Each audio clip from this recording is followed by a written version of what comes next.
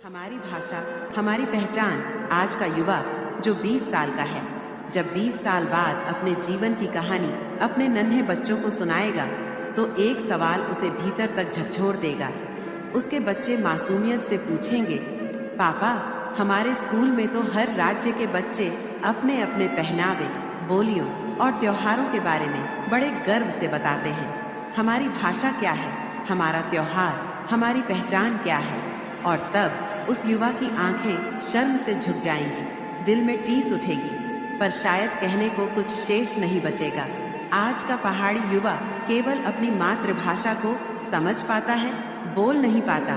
वह भीड़ में शामिल होकर आधुनिकता की दौड़ में ऐसा उलझ गया है कि अपनी भाषा और संस्कृति को बोझ समझने लगा है। शिक्षा और प्रतियोगिता की अंधी दौड़ ने उसे अपनी जड़ों से काट दिया है। वह अंग्रेजी और हिंदी के उच्चारण सुधारने में इतना व्यस्त है कि अपनी माँ की बोली, अपने गांव की मिठास भरी भाषा को भूलता जा रहा है। यह चिंता सिर्फ भाषा तक सीमित नहीं है, इसके साथ साथ पहाड़ों की वो अमूल्य संस्कृति, रीति रिवाज, तीज त्योहार, खान पान, लोकगीत, लोक नृत्य, सब कुछ विलुप्ति के कगार पर है। आने वाले समय में हमारी भाषा हमारे बच्चों के लिए केवल एक फनी लैंग्वेज बनकर रह जाएगी, एक मजाक जिसे वे गंभीरता से नहीं, हंसी में लेंगे।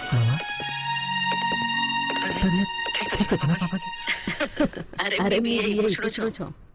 देखो बेटा, 2 घंटे से सिर्फ बात अगर हम अपने गड़ल फिल्म नहीं देखला तो हम लोग संस्कृति कम कैसे गण? पापा, ये मेरी बस की नहीं है। It's funny language. It's not a funny language.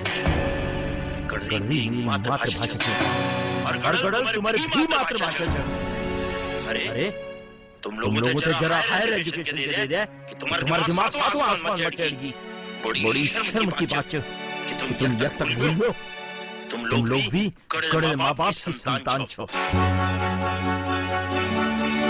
यदि बच्चों को पहाड़ी भाषा और संस्कृति सिखाई तो उनकी पढ़ाई में बाधा आएगी।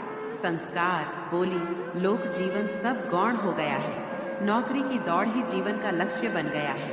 वे भूल जाते हैं कि जड़ों से कटे हुए पेड़ कभी फलों से लद नहीं सकते। संस्कार, भाषा, संस्कृति ये कोई बाधा नहीं बल्कि संबल है। ये बच्चों को मजबूत बनाते हैं, उन्हें आत्मगौरव और आत्मसम्मान देते हैं। जो अपनी जड़ों को जानता है वही दुनिया भर में डट कर खड़ा हो सकता है। जो अपनी माँ की बोली में गर्व महसूस करता है वह किसी भी भाषा में आत्मविश्वास से बात कर सकता है। अगर आज हम नहीं चेते तो आने वाली पीढ़ियाँ हमें क्षमा नहीं करेंगी। उन्हें न घर की चौखटों पर बिखरी धूप याद रहेगी, न गांव की पगडंडियों पर गूंजती माँ की पुकार, न मेले याद रहेंगे, न चैत का झूला। बस याद रह जाएगी एक खोखली आधुनिकता, बिना आत्मा वाली। इसलिए समय है अब भी संभलने का। अपने बच्चों को अपनी मातृभाषा सिखाइए, उनसे अपने लोकगीत गुनगुनाइए, उन्हें अपने लोक पर्वों का हिस्सा बनाइए, अपनी जड़ों से जोड़िए, ताकि जब आने वाली पीढ़ियां पूछें हम कौन हैं तो हम गर्व से कह सकें हम उत्तराखंडी हैं, जिनकी जड़ें हिमालय जितनी मजबूत हैं और संस्कृति गंगा जितनी पवित्र।